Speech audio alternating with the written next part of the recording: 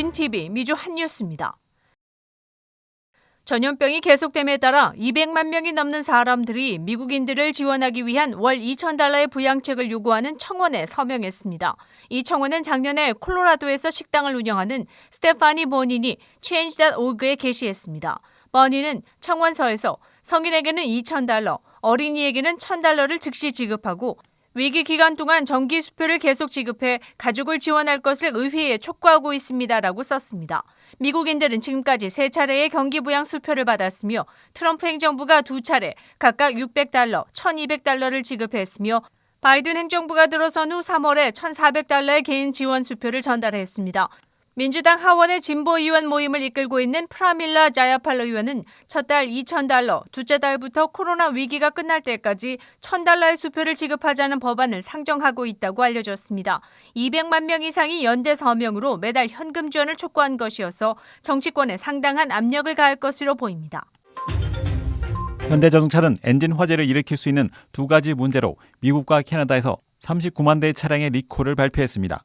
한 리콜에서는 소유자는 수리가 이루어질 때까지 화재 위험에 대비하기 위해 차량을 옥외에 주차하라고 알렸습니다. 2013년도부터 2015년도의 산타페는 ABS 시스템 컴퓨터의 브레이크액 누출로 화재가 발생할 수 있다고 알렸습니다. 문서에 따르면 이 문제로 18건의 화재가 발생했지만 부상자는 없었다고 전했습니다. 또 다른 리콜은 2019년과 2020년의 엘란트라 그리고 2019년부터 2021년까지 코나와 벨로스터를 포함한 18만 7천 대의 2리터 엔진은 피스톤 링의 불량으로 엔진 손상을 일으킬 수 있다고 전했습니다. 이와 같은 내용을 담은 리콜 통지서가 6월 내에 전달될 것이라고 알렸습니다. 조 바이든 대통령은 7월 4일 독립기념일 공휴일까지 미국 성인의 70%가 적어도 한 번의 코비드-19 예방접종을 하는 것과 1억 6천만 명의 성인이 완전히 예방하는 목표를 달성할 것이라고 행정당국은 밝혔습니다. 이번 발표는 백신에 주저하는 미국인들이 많아져 집단 면역을 달성하기 쉽지 않은 상황으로 국면이 변하자 보다 더 진지한 접근을 위한 발표라고 알려졌습니다. 현재 1억 명의 미국인이 완전히 예방접종을 받았고 미국 성인의 56% 또는 1억 4,700만 명이 최소 한 번의 백신 접종을 받은 것으로 알려졌습니다.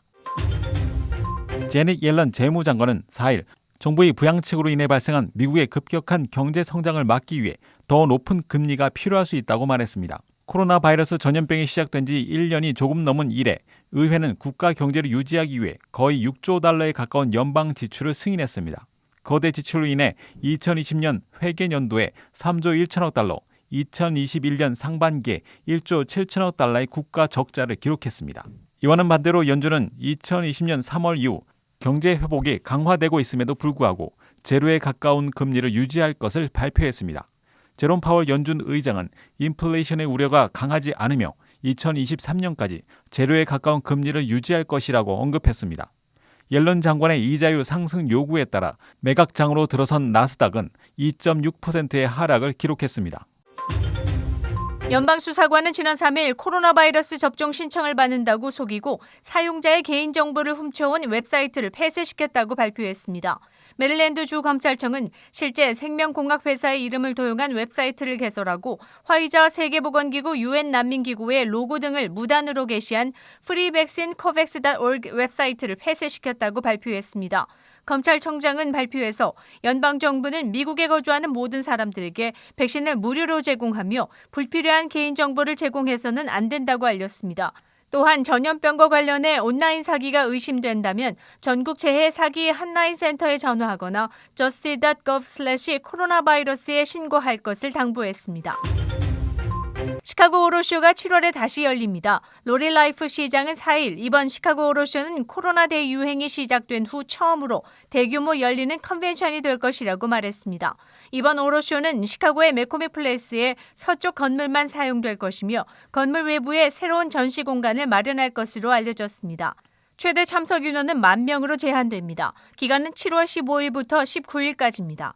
라이프 시장은 시카고가 7월 4일까지 완전히 재개방하는 것을 목표로 세웠습니다. 애틀랜타 한인회가 음식박스 나눔 행사를 다시 한번 진행한다고 알렸습니다. 한인회에 따르면 오는 8일 오전 11시부터 노크로스의 애틀랜타 한인회관에서 음식박스 2차 배포를 시행합니다. 이런 배포는 드라이브스루 방식으로 총 2,400박스를 배포할 것이라고 알렸습니다. 코로나19 팬데믹에 영향을 받은 모든 한인에게 제공하며 거주지와 신분도 영향을 주지 않는다고 알렸습니다.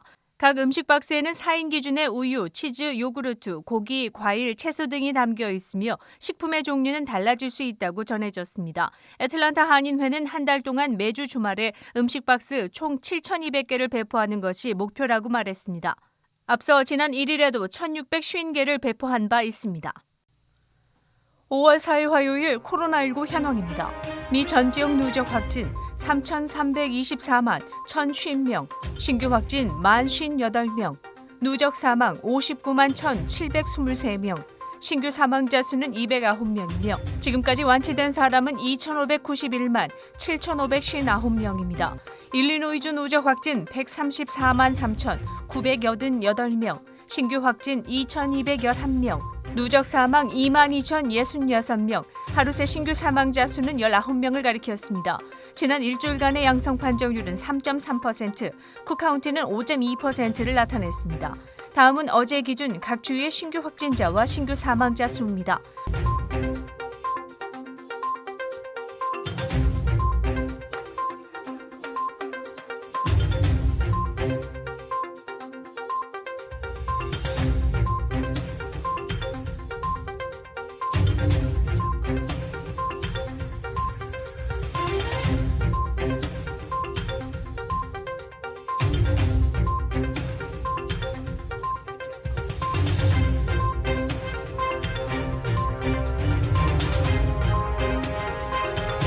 코로나19 데이터 관련 자세한 내용은 시카고토털닷컴을 통해 다시 볼 수 있습니다. 윈TV 24.5와 MCTV 24.6 방송은 공중파 채널을 통해 시청하실 수 있습니다. 코로나19 비상시국 뉴스24에서는 여러분의 제보를 기다립니다. 제보 전화는 224-283-8200번입니다.